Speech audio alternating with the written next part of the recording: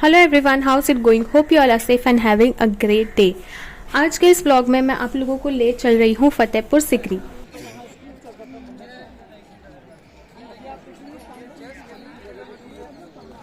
फतेहपुर सिकरी आगरा से approximately 40 kilometres की दूरी पर है। ताजमहल और आगरा फोर्ट घूमने वाले यहाँ एक दिन में जाकर आ सकते हैं। आगरा और फतेहपुर सिकरी रोड द्वारा काफ़ी वेल कनेक्टेड है। प्राइवेट कार्स, बस और ऑटो रिक्शा यहाँ आने जाने के आसान ट्रांसपोर्टेशन ऑप्शन है विजिटर्स के लिए। आप एक दिन के लिए प्राइवेट कार हायर कर सकते हैं 1500 टू 2005 के बीच। रास्ते काफ़ी वेल मेंटेन्ड हैं।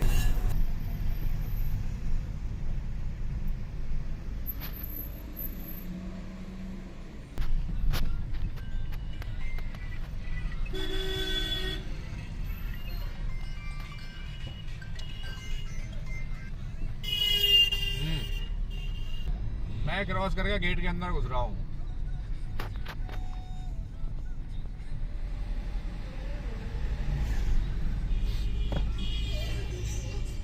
ये रास्ता है ऊपर जाने के लिए। अब इसमें कार आपको यहाँ तक पहुँचाएगी। ये कुछ टूरिस्ट कॉम्प्लेक्स जैसा लग रहा है। फतेहपुर सिकरी फोर्ट यहाँ नहीं है, वो यहाँ से तकरीबन 3 किलोमीटर दूर है। ये एक टूरिस्ट कैंप जैसा लग रहा है, जिसके चलते आप अपने प्री हायर्ड गाड़ी टूरिस्ट स्पॉट तक नहीं ले जा सकते and you are force to hire a local transport. हमें ये इलेक्ट्रिक व्हीकल लेकर फोर्ट तक जाना होगा। इसके हमने 20 रुपीज़ पर पर्सन दिए हैं। आप यहाँ से टूर गाइड भी ले सकते हैं। उनके चार्जेस 500 से 1000 रुपये तक है, depending on size of the group.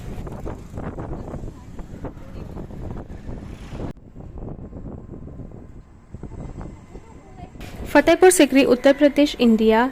ये शहर टेस्टामेंट है मुगल हिस्टोरिकल ग्रैंडियर और आर्किटेक्चरल ब्रिलियंस का। ये एम्परर अकबर का शानदार कैपिटल था और इससे यूनेस्को वर्ल्ड हेरिटेज साइट में इस्लामिक और इंडियन आर्किटेक्चरल के इन्फ्लुएंस देखे जा सकते हैं।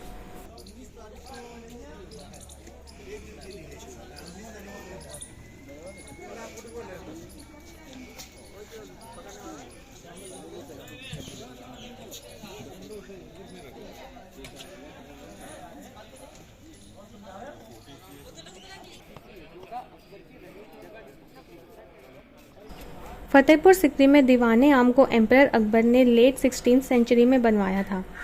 इस जगह पे एम्परर आम लोगों से मुलाकात करते थे, उनकी शिकायत सुनते थे और इंसाफ किया करते थे। दीवाने आम मुगल दौर के स्ट्रॉन्ग एडमिनिस्ट्रेटिव और जुडिशियल प्रैक्टिसेस की एक शानदार निशानी है।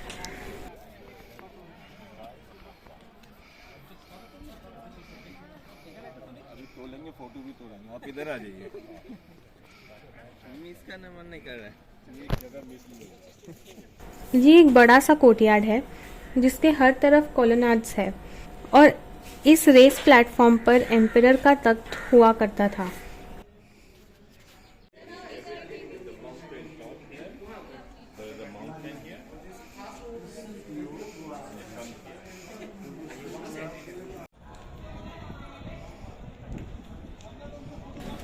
फतेहपुर सिकरी में दीवाने खास एक शानदार जगह है। ये एक प्राइवेट ऑडियंस चेंबर था जहां एम्परर अपने एडवाइजर्स एंड इम्पोर्टेंट गेस्ट से मुलाकात करते थे।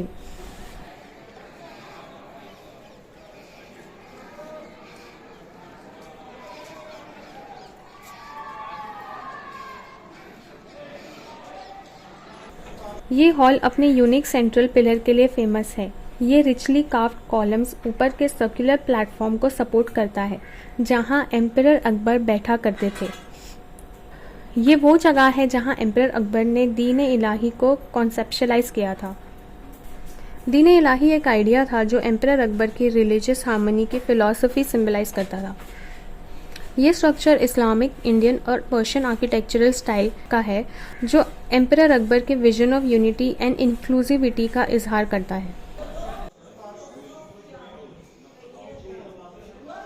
फतेहपुर सिकरी का दौलत खाना एक इम्पॉर्टेंट बिल्डिंग थी जहां सोना, चांदी, जवाहरात और दूसरी कीमती चीज़ें रखी जाती थी।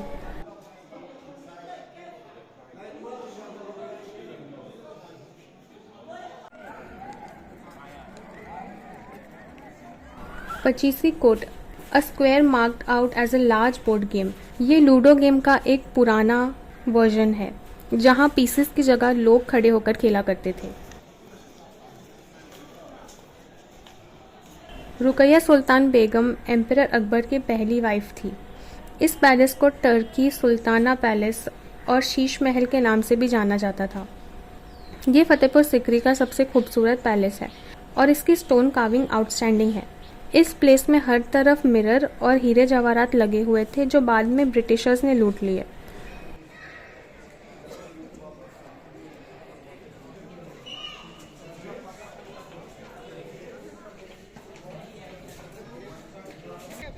यहाँ पर सिंगिंग किया करता था अकबर का मंत्री तानसेन।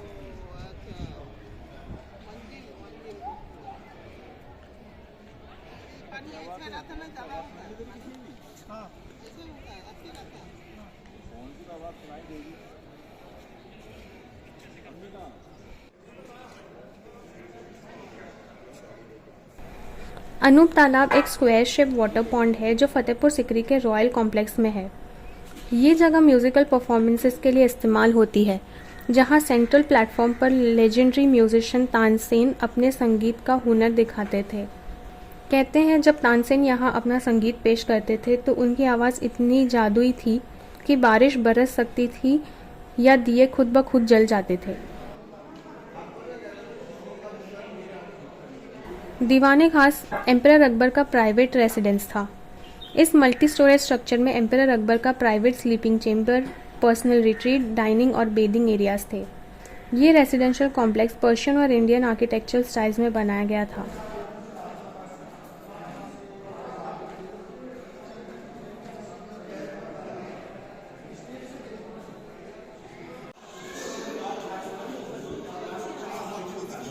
गर्मी के मौसम में एम्परर अकबर इस एलिवेटेड प्लेटफॉर्म पे सोया करते थे। यहाँ नीचे ठंडा पानी भरा जाता था फूलों और परफ्यूम्स के साथ ठंडक और खुशबू के लिए। फतेहपुर सिकरी एम्परर अकबर के विजन, साम्राज्यी ताकत, इंटेलेक्चुअल क्यूरियोसिटी और आर्किटेक्चरल इनोवेशन की निशानी है।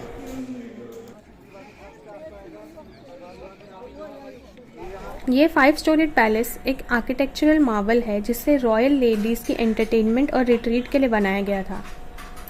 इसका ओपन डिज़ाइन और ग्रेजुअली डिक्रीजिंग फ्लोर्स जिसमें से ठंडी हवा सर्कुलेट होती है, ये इसे आइडियल जगह बनाते हैं रिलैक्सेशन के लिए।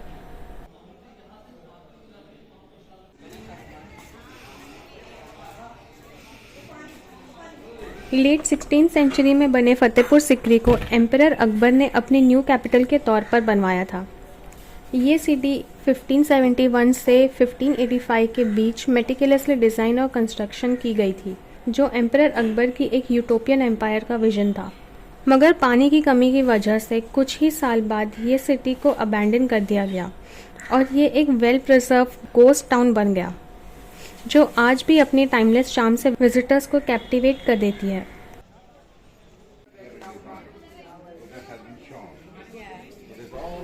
महारानी जोधाबाई का पर्सनल किचन फतेहपुर सिकरी में एक डेडिकेटेड स्पेस थी, जहां स्ट्रिक्टली वेजिटेरियन, राजपूत और हिंदू ट्रेडिशन के मुताबिक खाना तैयार किया जाता था।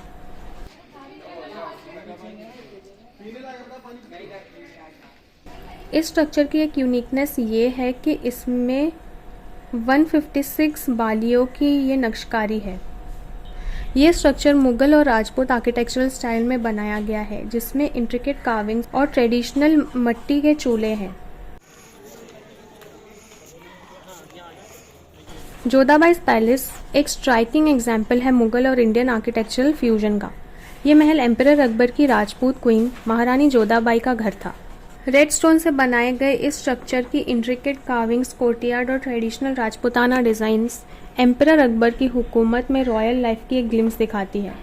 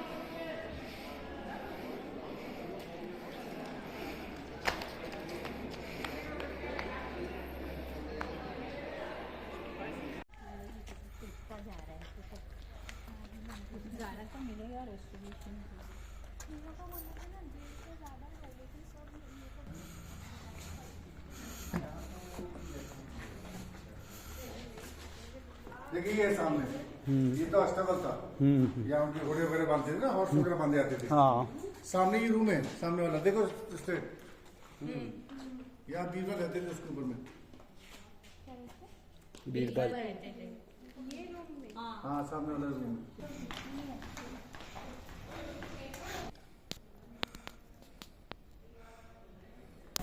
ये बिरबल का महल है जो एम्परर अकबर के 9 रत्नों में से एक थे।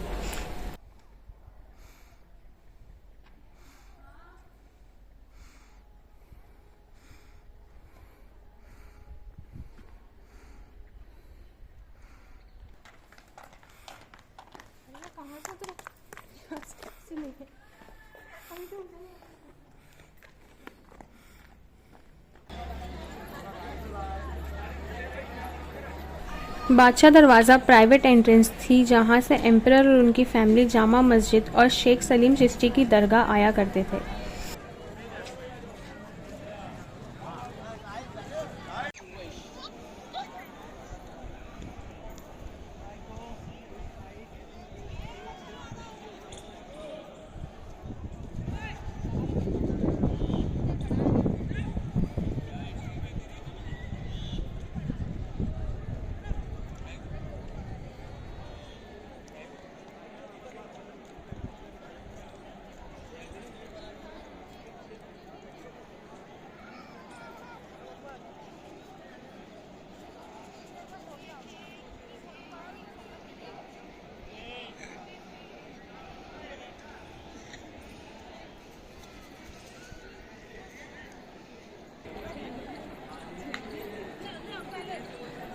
जामा मस्जिद के अंदर मौजूद ये वाइट मार्बल की मज़ार ख्वाजा सलीम चिश्ती की है।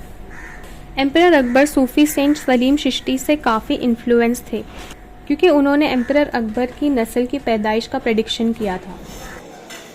डिवोटीज और टूरिस्ट यहाँ दुआ मांगने आते हैं और यहाँ की जालियों पर धागों को बांधने का रिवाज भी मशहूर है।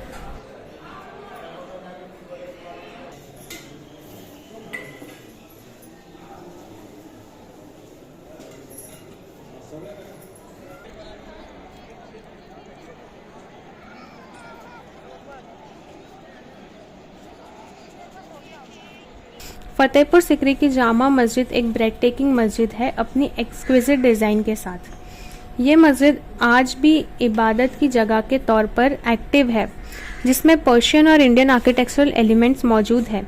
इस मस्जिद और इसके आंगन में हज़ारों लोग एक साथ नमाज अदा करते हैं।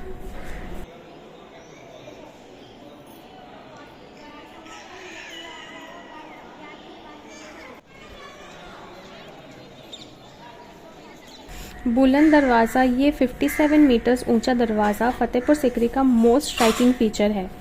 एम्परर अकबर ने इसे गुजरात पर फतेह की याद में बनवाया था।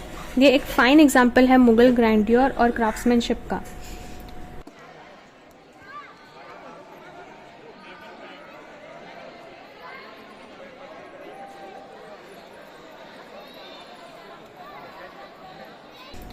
इस इम्पोजिंग स्ट्रक्चर की बेहतरीन कार्विंग्स और पर्शियन इंस्क्रिप्शंस विजिटर्स को एक मैग्निफिसेंट और हिस्टोरिक सिटी में दाखिल होने का एहसास दिलाते हैं। फतेहपुर सिकरी एक्सप्लोर करने के लिए सबसे बेहतरीन वक्त अक्टूबर से मार्च तक है। गर्मियों में यहाँ गर्मी बहुत ज़्यादा होती है जबकि बरसात का मौसम यहाँ के रेडस्टोन स्ट्रक्चर्स को एक अलग ही रोशनी और खूबसूरती देता है।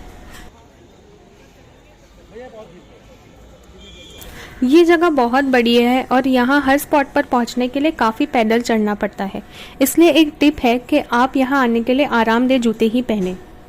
पानी और सनस्क्रीन साथ रखें। यहाँ के ओपन कोर्टयार्ड्स और पैलेसेस में काफ़ी तेज़ धूप होती है और यहाँ काफ़ी प्यास भी लगती है। हिस्टोरिकल और आर्किटेक्चरल सिग्निफिकेंस को बेहतर समझने के लिए एक अच्छा गाइड बहुत ज़रूरी है और मददगार साबित होता है, इसलिए एक गाइड भी कर लें। जामा मस्जिद और सलीम चिश्ती की मज़ार पर मॉडेस्ट कपड़े पहनकर और अदब का ख्याल रखें। फतेहपुर सिकरी सिर्फ एक अबैंडन शहर नहीं बल्कि एक लिविंग नैरेटिव है हिंदुस्तान के रिच हेरिटेज और मुगल लेगेसी की।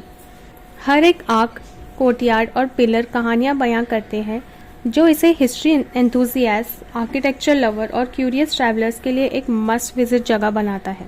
चाहे आप बुलंद दरवाज़ा के ग्रैंडियर को एडमायर कर रहे हो या फिर ख्वाजा सलीम चिश्ती की मज़ार पर सुकून की तलाश, फतेहपुर सिकरी हर एक को कुछ न कुछ याद रखने लायक देता है।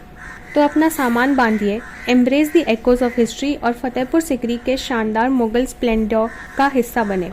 That's all for today's vlog, guys. If you all enjoyed the video, do like and subscribe and do share it with your family and friends. See you all soon in my next vlog. Till then, bye. Hi guys, now we are at Buland Darwaza and this is the Darwaze ka Darwaza. It is also very nice. And I booked my we are chappal. depositing our shoes here.